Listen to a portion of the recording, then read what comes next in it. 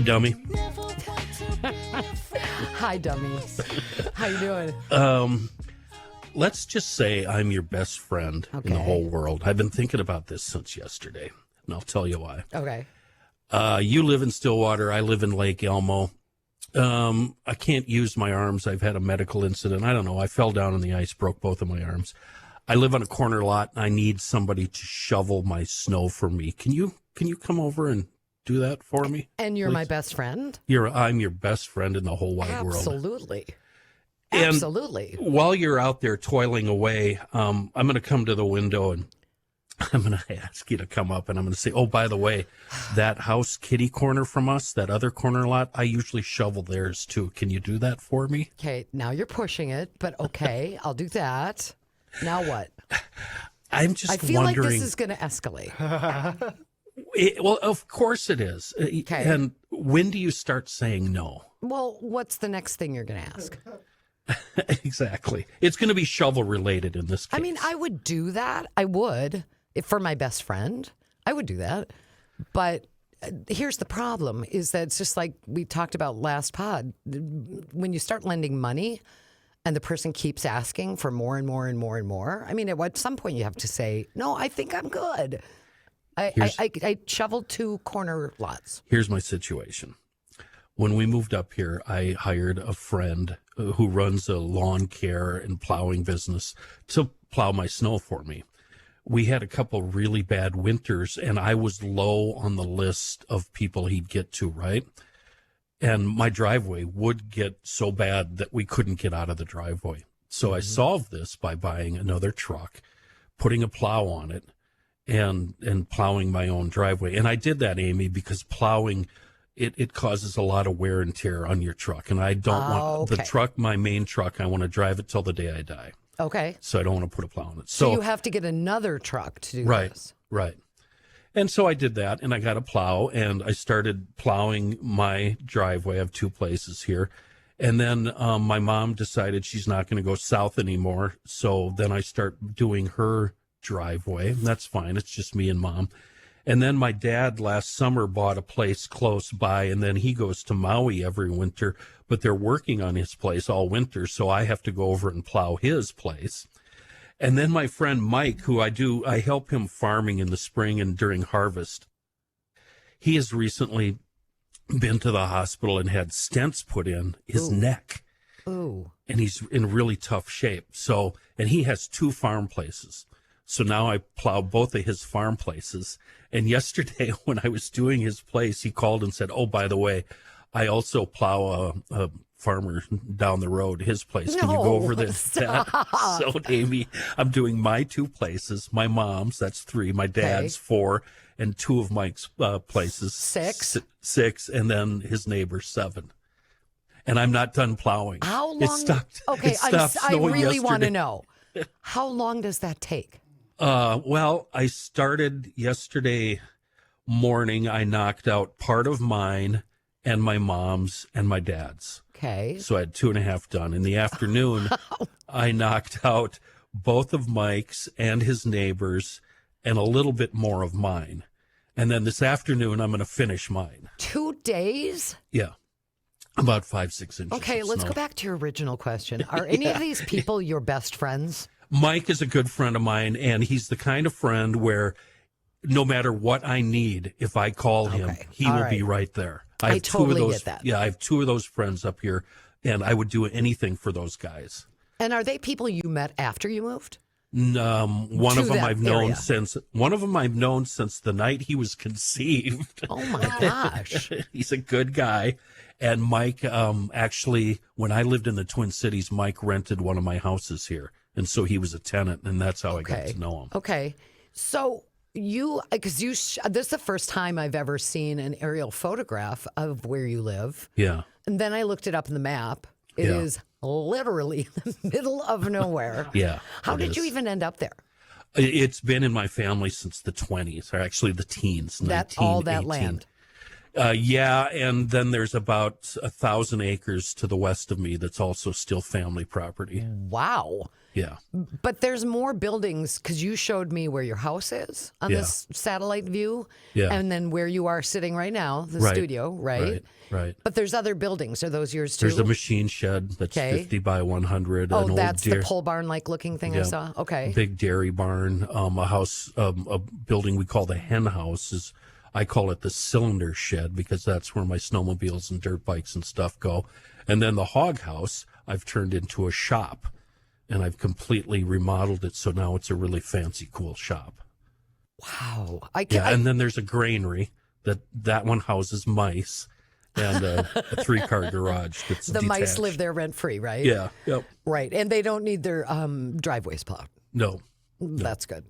I actually bought a snowblower this year for the first time in a long time. But I went, and I don't know if you're for this or against this, but I'll tell you why I did it. I have a pretty long driveway. It's 1 car wide, but it's long. And so I got I had a service do it the first year, and we got a lot of snow that year. It was $1,500 for the year. Yep. Then the second year, I had the service, but that was last year. We didn't have any snow at all. It was literally zero. Yeah. And then this year, I decided to get a snowblower, and I got an electric one. Is it a Toro? What kind is it? No, it's a Ego. My lawnmower. Yeah. I've gone completely electric, and I, by the way, would not have an electric car at this point. I'm not against anyone who has them. I just don't think the charging system is where we need it to be quite yet. Yeah. Side note, the reason I did this, and this is the absolute opposite, I'm sure, of how you feel, but I don't know anything about spark plugs or filters or gas or oil or any of those things, or winterizing. I don't want to know. My opinion changed drastically, and this is the case with everything in my life. I hated all of that until I tried it. How long ago was that, though? 2 years ago. So Seriously? I'm pro electric chainsaw. Okay. I call it a tractor saw. So when I'm out in the woods, I've got a tiny little electric chainsaw. I'm pro electric lawn mower. Okay. I love that. And I also tried an electric snowblower, and I absolutely loved it. It's just, you don't have to. And for those who are super comfortable with small engines, God bless you. But if mine doesn't work, and I'm single, if one of those things doesn't work, you got to pay somebody. Either I have to pay somebody to come to my house, Right. or I have to try and figure out how to get it into my car and bring it somewhere. Right. And I'm never at this point going to learn spark plugs and carburetors and whatever. Yeah. And it is so cool to just take those batteries and put them in the snowblower, and it works. Initially, what sold me was an electric ice auger. Okay. Because ice augers are notoriously just absolute garbage, and they smoke up your fish house, and they're just awful. And the electric one, you can do 100 holes on one charge, and I'm talking 18-inch ice. Wow. Yeah. Yeah, it's kind of amazing. It's a game changer, I think, for people who have always been like uncomfortable with small engine stuff. Yeah. And it also the noise. Like you can mow your lawn early in the morning. Yeah. And nobody cares. I do miss the smell, though. That's what I love about it. Yeah, the gas smell. I love that. That's our commentary on signs of adulthood, right? Is having a 5-minute conversation about the merits of small engines versus electric. Or what would you do for a friend, and where do you draw the line? You know? I would do almost anything for my friends. Right. And family for sure. Yeah. But I also think part of like the older you get as an adult, which you don't kind of understand when you're younger, there are people in the world, not your best friend, not your family, who are just going to take advantage of somebody who has a good heart. Right. And that's why I never help anybody move. One of the signs of adulthood is you hire a mover. I never drop anybody off at the airport. That's another, when I lived in Minneapolis. Now that I'm up here, I pick my sister up at Hector up in Fargo all the time. But it's all right because that's the only time we actually get to talk is in the 1 hour car ride. So that's okay. Yeah. And there's all sorts of other signs of adult that you just don't ask your friends. Just take care of it yourself. Well, and we should mention, we're going to go to break, but we should mention that we have the privilege of talking to a legendary broadcaster in the Twin Cities. The name will sound familiar because he's been at so many places. We're going to talk to John Hines in a moment. I love the way you said WLOL. So I love that, John. John, your career in this town is amazing. I was like reviewing it this morning. I remember you from WLOL. We're with John Hines. I did not know, you guys, maybe you two can answer this question, that I have in my notes, John, that you came back to WWTC in the Twin Cities in 73, according to Wikipedia.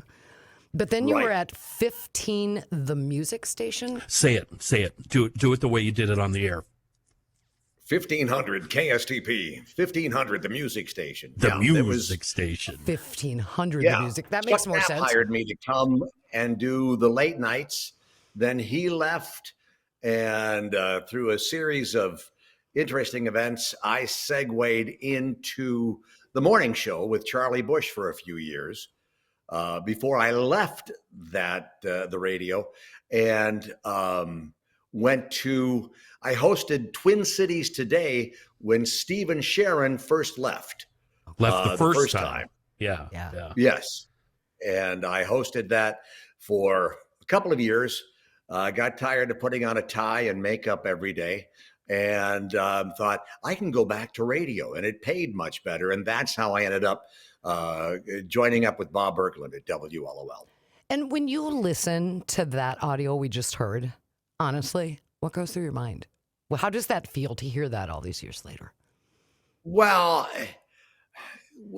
nobody would listen to that today, I don't believe. I mean, we came in at a time when nobody was doing that. So anything we did was new and fresh and interesting.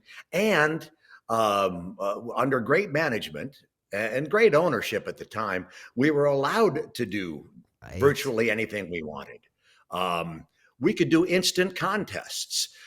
We didn't have to go through all kinds of legal stuff like you have to do. One day on the air, it happened to be, who am I thinking of? The perennial presidential candidate from Minnesota. Right. I know who you're talking about. Skip Humphrey? No, it was before him. No. The old guy. Way back. Yeah. I know who you mean. Yeah. He had been, I can't think of, anyway, gosh, this is what happens when you do this for too long. You start to lose things. But Kyle's looking it up right now, I guarantee you. You know who I'm talking about. It's not the boy mayor, Stassen, is it? Howard Stassen? Yes, Harold Stassen. It happened to be his birthday. And I just said on the air, hey, by the way, this is Harold Stassen, call in and win day. If you are Harold Stassen and you call in, you'll win $99.50. Oopsie. And just before we got off the air, he called. And I think he must have been in his 90s. That's so we could do that then. You couldn't pull that off today. You couldn't just give away money. We had kind of a slush fund. When we would go to the fair, Roger, who was our producer, would go by the bank with a check and get several $100s that we could just hand out at the state fair. Nice. And you couldn't do that anywhere else. We have things now called certificates of insurance. That's how we operate now. Yes. John, I've come up with so many wonderful promotion ideas, and they all get shot down by the business office due to insurance issues. Mm-hmm. You can't do anything anymore. You can't even have fun. We were able to broadcast from the roof of the Metrodome. Outside on the roof. How did you get up there? Did you go through There's a it? hatch. You know where the press box is out in the football press? There's a hatch above it. And when you pop that open, you know how the air pressure would used to whoosh you out the door when you were leaving? Yeah. When you pop that hatch open, we could go up that hatch. It was interesting because Bergie, as he was coming down the ladder, we were wearing tuxes for we'd been at a party the night before. And the change fell out of his pocket and blew up. That's how much the Wow. air was Wow. going. Wow. But yeah, we broadcast from a billboard, a very prominent billboard at the intersection of 35W and I-94. I remember that one wow. well. Yeah. We did the morning show, and it was a billboard with us on it behind Right. us. Yeah. And when I heard we were going to be on billboards, I thought we should be on a billboard. And we broadcast from up there, which was not a pleasant thing for Bergie because Bob Berglund, not a fan of heights at all. Oh No. my! No. Wow. Took a while to get him down. It's always the case with heights. On the clutch on the ladder going down. Yes. But anyway. Yeah. And you know, when I first started here at the Hubbard Building in 2003, 2004, Bob Berglund was the news guy. He Yeah. I still got to doing work news here. with him Yeah. for a few years. Yeah. And that leads me to a Smartest- question. Smartest person I ever worked with. And we Yes. keep in touch every day in a very sort of a scant way. We Yeah. trade wordles back and forth every day. And That's so what I always Bergie. say, it's not a competition, except it is. Yes. Right. Welcome so- to 2025. That's friendship Yes. these days, right? We share wordles and connections. What was the best piece of advice that Bergie gave to you? And I'm setting you up because I have one myself. Do you remember something he said either about the way you do the job or something in your life that Bergie laid on you at one point? No, there's a couple of times I wish he had stopped me from doing so. I'm lucky enough, and in hindsight, I realize I was probably driving him insane. He at one point pulled me over and said, you know, when you say 9 a.m., you don't have to say 9 a.m. in the morning. And John, I think about that every day. Every day. And I think, my God, I must have been driving him mad. Oh, I'm so sorry, Bergie. Well, and it seems, John, like you and Berglund actually liked each other because the dirty little Yeah, secret about a lot of I- shows is they don't. To this day. And the thing about it is, we weren't partners when we started. Doyle Rose gave us a chance to get together. We went to a bar. It was Montanita's on Franklin Avenue. I remember it And, well. yeah, just a little bit west of Tracy's. Yep. The Temple Bar used to be there as well. The Montpetits owned the Yes, they owned did. Montanitas. And we met there for a couple of drinks just to discuss and to see if we could work together. And they said, yeah, okay, let's do it. And we went back and told Doyle Rose, the then general manager, it's like, okay, yeah, we'll do this. And it just kind of went from there. We weren't even sure what we were going to do.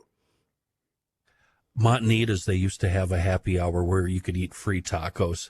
So I would go, Yes. I would give Plasma, I'd get my $30. I'd go right to Montanitas, drink 800 beers and eat 20, 30 tacos, and I'd be set for the whole Oh, that day. sounds like heaven. That sounds like Yeah, amazing. Yeah. Well, that's life in radio. And by the way, so I'm reading your bio, and it says you, 3 days after you graduated high school from Roosevelt there in the South Side, you enrolled in Brown.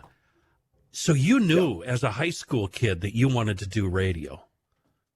I had never been in a radio station. I rarely listened to radio. I'll tell you God's honest truth. I was walking down Lake Street. My girlfriend at the time, and later she, my wife, my first wife, she lived in that neighborhood. And I was walking by there and saw the picture of Casey Jones in the window, Roger Awesome, who had been a student at Brown. And I thought, I bet I could do that.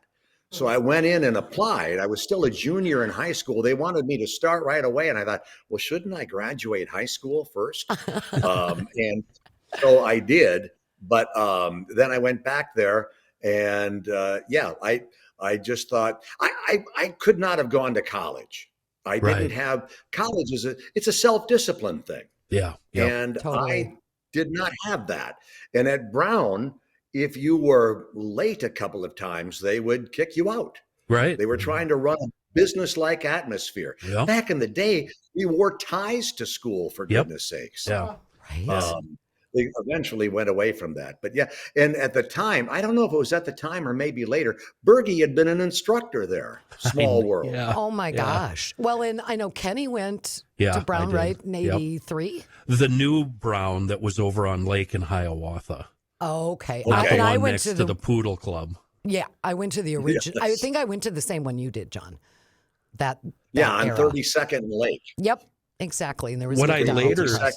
Yeah, yeah. Yeah. What I later learned in radio is the one thing they didn't teach you at Brown was how to drink on the job, how to roll doobies, and how to chop up blow on the board. They didn't teach that at Brown at all. You had to bring those skills with you. Or to learn on the radio. job. Learn on the job. Yeah, yeah, it was Or on the learn on the job job. training. Learn on the Yeah. job. So I was sure that you were going to be able to tell me some old school radio guy that really, really inspired you, and that was the person that made you want to do the job. But that's not the case, huh?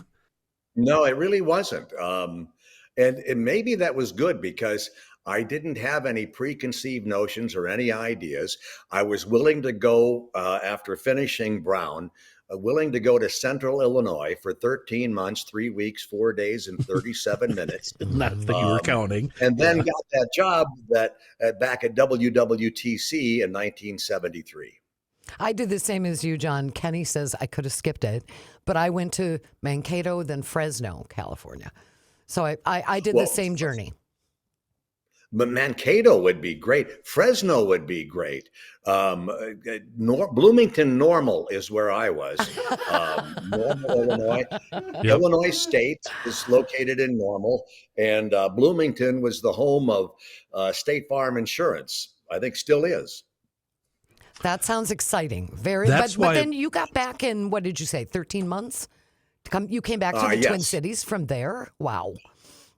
Very fortunate. I mean, that was luck. And I always said that each one of these opportunities that came my way was pure luck.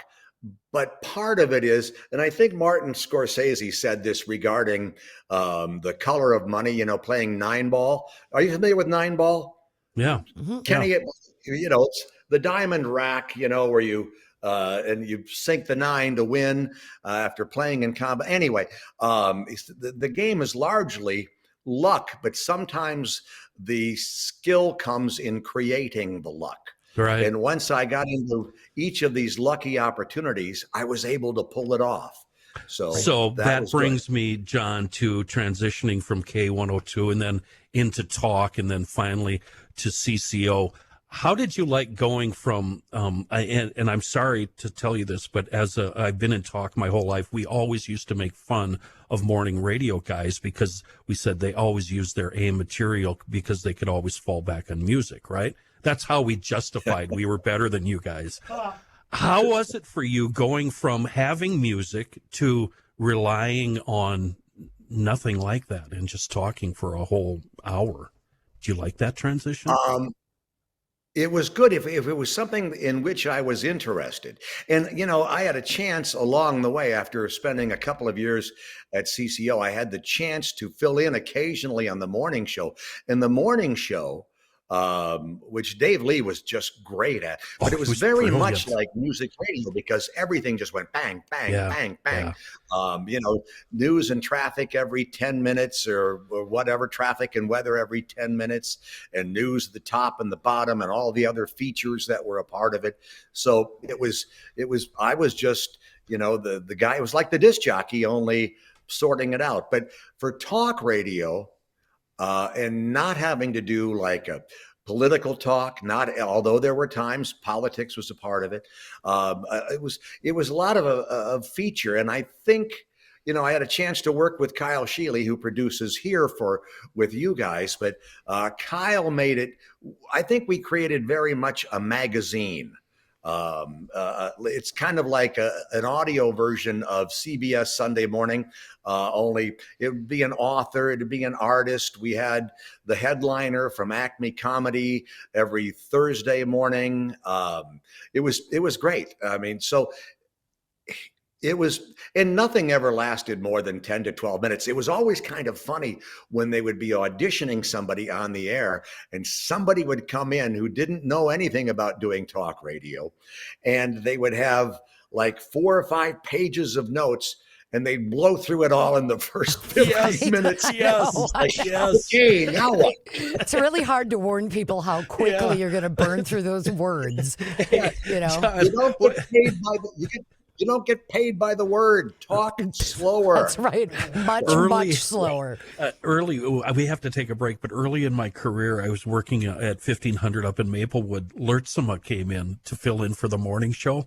He walks in 5 minutes before we go on the air and he says, "So, what kind of music do we play on this station?" Oh, I've got some bad news and some worse news, Bob Lurtsema. Yeah. You know that what? was fun. We're going to go to break, but when we come back, since you all, I'm sure, are experts on women, right? Oh, yeah, absolutely. We're going to get yeah, to I should we're going to get to the question that most men live in mortal fear of. I will answer it for you. All right, coming up next. Oh, Okay, I promised that we would talk about. I have talked to so many men in my life who fear this question.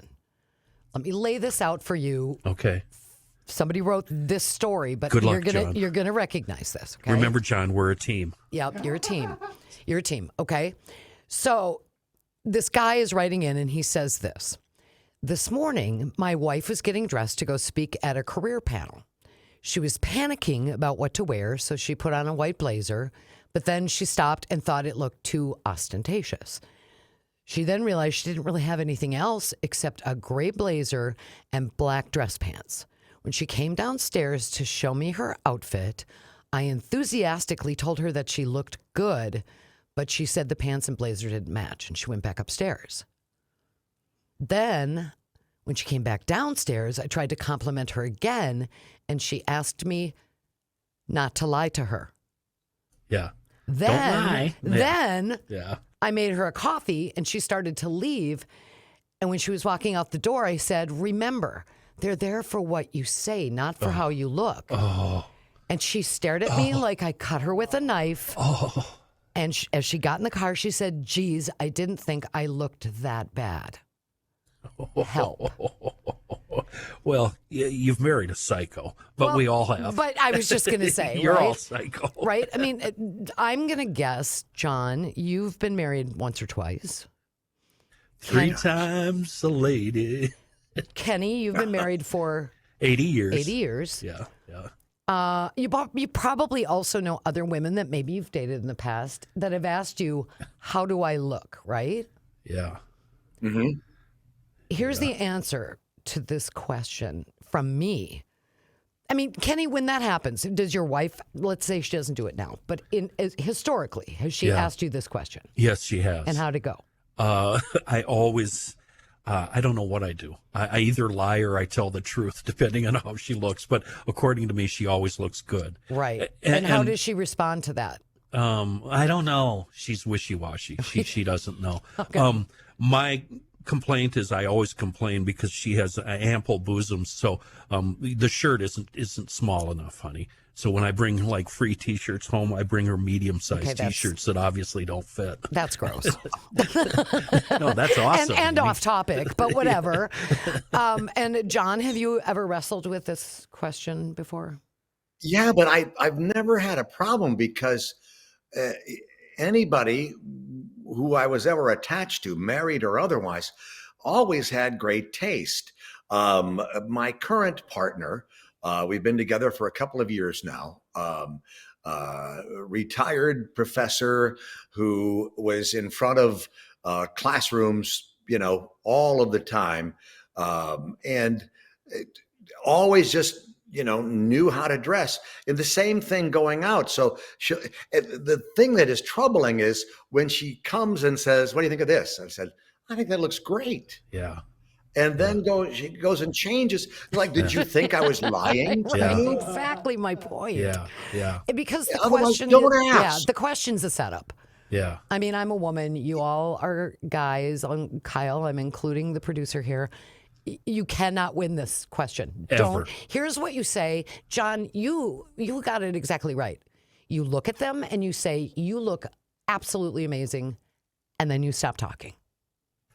And no matter what they say, no matter whether they ask the question again, I've been this person where you're like, I remember one time asking my husband at the time, "How do I look?" And he said, "Great." And I didn't believe him. So I went in the bedroom to change my clothes. Of course. And I was in the bedroom going, "God, I look so ridiculous. Yeah. I just feel so fat." Yeah. And I probably weighed 105 pounds. I probably was 26. Of course. And he goes, "You don't even know what you're talking about right now." Yes. And he's absolutely right, Yeah. right? Yeah. You're addressing the problem that sadly has been presented to too many women in this country, and that is body image. Absolutely. And that came, largely probably over eons from men, but yeah, an intelligent woman has a sense of how she looks and should be satisfied with it. Right. And That's my in my case, she doesn't care. But the body image that John brings up, it's so true. oppressing to a female, especially like with my roommate. She was an early bloomer with the bosoms. Mm-hmm. So she goes out of her way to try to downplay the whole top half because she's just, at her age, she's still carrying around that nonsense. Absolutely. There's so many women that no matter how good they look when they're 20, 30 pounds overweight and they look fantastic, they will not believe you. And it's the dumbest thing you could possibly say to somebody who thinks they're overweight is, "Oh my God, I think you look great."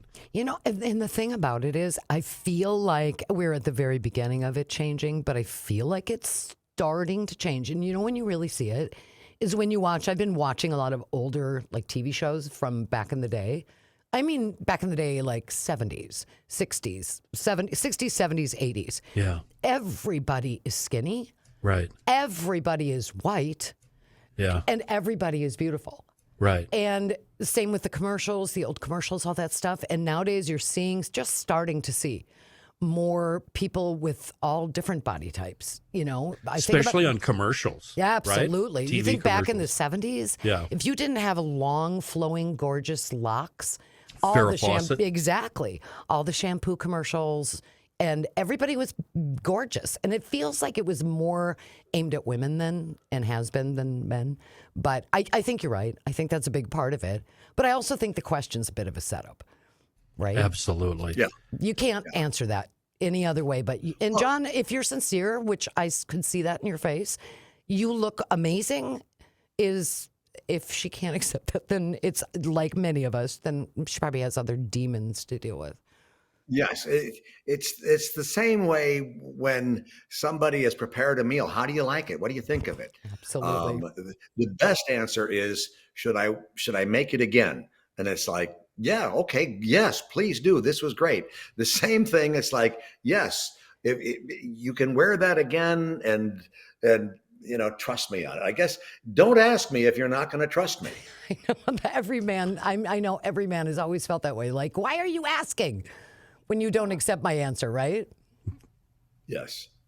And along those lines, ladies, if you need to ask your significant other as you're walking out the door, if you need to ask him or her, "Do I need a coat?"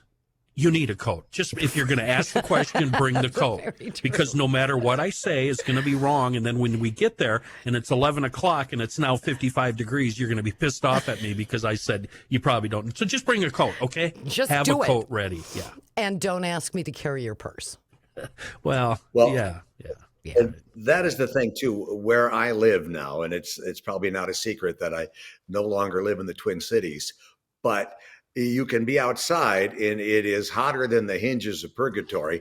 Yes. However, most places you go into, it's freezing cold. So, bring a sweater, bring a coat, bring something so you're not freezing when you get there. So in my truck, she's got about 4 sets of sunglasses, 4 sets of cheaters, and 3 coats, mittens, and a hat, and they just stay in there 12 Just months in out case. of yeah, yeah. Just in case. Always, yeah. We have John Hines with us, which is delightful. And John, we have a little bit more reminiscing and some questions for you about your very illustrious career in Twin Cities Radio. We'll do that next.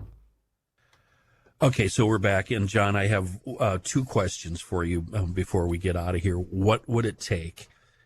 And don't say money. I don't want money to be the answer. What would it take to get you back on the air? Not a podcast, on the air, working in radio. It would have to be just allowed to have some fun doing it. If it's going to become tedious, and that's the thing. I did this radio thing for how many years? From 1972 to 50 years roughly, and still get a chance to fill in from time to time now, but almost 50 years. It never was tedious. Never was tedious. Even doing, radiothon or something that can be, when you're, reciting the phone number over and over and over again, trying to get people to commit to, participating with you in something that seems so far out there. But it was never tedious. I never disliked going in. That'd be a good way to say it. John, and I was almost always there ahead of time. Well, John, it's, what it seems to me, and you tell me if this is true or not. I always got the sense from you, no matter what station you were on, that you were just true to yourself. Gosh, I hope so. It used to be a great thing for me, Amy, when I would be out somewhere and meet somebody, whether a restaurant or whatever, and they'd say, "Oh, you're just like you are on the radio." And it's just like, I sure hope so. And I know everybody in radio probably says the same thing, but yeah, I hope so. I live where you live. I go to school where you go to school. My kids go to school. I drive the same roads. I know what you're doing, and so it always hurt if somebody thought I was something else, and it was always great if somebody said, "Hey, I hope you don't mind. I just felt I could come up and say hi." And it's just like, yeah, absolutely. That's great that you felt you could. So that would be it. And you know what, John, I love that because as we hear about it more with Hollywood people, but they don't want to be bothered. And I just always wonder, but that's your whole career. Yeah. I mean, if people don't like you, then you don't have a career. Yeah. Right? Yeah, it was funny. When I was back in October, back in the Twin Cities, my girlfriend and I were on the shuttle between the airport and the rental car place. Yeah. And I just said, we're going the wrong way. And a woman standing next to me looked at me and she said, "Are you John Hines?" And I said, "Yeah. What's your name?" And she said, "Well, you don't know me." And I said, "Well, that's why I asked." Yeah, that's why I asked. But it was great. I loved that she spoke up and felt that she could, rather than just like, "Oh, that's." All right. You've been doing this. I counted. I think it's like 50. You were doing this for, I'm going to count now because you're still doing stuff for Blue Cross Blue Shield, right? No, I think that ended. Okay. I don't know if it's on your TV still, but it was a great relationship, and I love my health insurance. So there you go. So you've been doing it a long time, but the question, John, is, what have you learned? What have you learned? I mean, think back to when you were in your 20s and you actually did extremely well in this industry. But whether it's work or it's life, what have you learned along the way? I try to I forget what day it is. It's like November 2nd or something like that. Is Plan Your Own Epitaph Day. What would you like to have it say on your headstone? Oh, really? And it's one of those. There's a date for it somewhere in the Chase's calendar of events or something like that. And I said, never intentionally misled anyone, or never intentionally cheated anybody. Mhm. And if that's the best that they can say, like he was pretty decent all the way through, I'd be happy with that. So, yeah. And the thing about it is, I hope that I never hurt anybody's feelings, whether it's in this business or outside of this business. You know what? I can tell you my greatest error I ever made on the radio, and I was working at 15 KSTP, the music station at the time, and we were, how you do PSAs, you do liners and things. Sure. Yeah. I was doing one for the Minnesota Literacy Council. It was just like a 2-line thing. And it said, and I remember this, if you're an adult who has trouble reading, contact the Minnesota Literacy Council for free confidential tutoring. And the phone number was there. And I thought I was being cute, funny. I stumbled over it like I was having trouble reading it. And the funny thing was, before I got halfway through it, the hotline was blinking. And it's just like, oh, yeah, okay. I realized I made, and I was working with Charlie Bush, I was blessed to have a number of great partners who quietly moved away from the microphone. I'm not with him. Exactly. The very people I was trying to reach and to help, I was mocking them. And somebody asked me once, why do you always do self-deprecating things? Because I don't have to worry about hurting anybody's feelings. But Right. It was bad. It was just the worst thing that I think I've ever done on the radio. And I think we all have those stories. I think back to some of the things when you're in your 20s, your 30s, you're trying to be funny, you're trying to make your mark in this business. Not that that's an excuse, but I did some things that I look back and I go, you're such an ass. Why did you do that? Kenny, I can't imagine you being an ass. Yeah, I have stories right up until yesterday. But one of the things, I was out of radio for a while in the 90s, and when I got back into radio, I promised myself that I was going to be true to myself and not leave the radio station feeling so ashamed of myself that I had to go right over to Tracy's and drink 18 beers in order to get to sleep. So I think I've been true to that, and I do have a story like that, John, and I'm way too embarrassed. I'll tell you off the air, and you'll hate me. After I tell you the story, you're going to hate me forevermore. But before, one more question. The three of us knew right away that we wanted to go into radio, and nothing was going to stop us. What advice would you give to a kid that feels exactly how we did all those years ago about the radio business?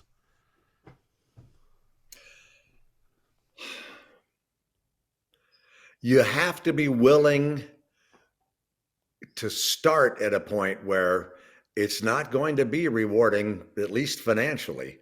Until you get to the point, you're going to be, I don't know if I ever had to, but there were times when I did have a part-time job while I was doing this job. Yeah. And I don't even know why I did that, if it was necessary or not. But it's not easy. And we've all worked for people who are absolute jerks, right? Criminals. Yeah. And there's going to be that. And Charlie Bush gave me some great advice once when I was ready to quit. When I was at KSTP, over the interference from one individual, and he said, "Don't. You'll be here long after he's gone." Yeah. And as it turned out, I was, and I still am. He's literally gone, but that's another story. Charlie That's a Bush, whole nother thing. There should be a statue of Charlie Bush on the Capitol grounds. He was a great inspiration to me as a kid. You two working together on 1500, his newscasts, oh my God, they still stick with me. He was a true hero of radio. Amazing. Yeah. I worked with him just for a short period of time at K102, probably the end, I would guess the end of his career, maybe in the mid-'80s. Or maybe he continued past that. I don't know.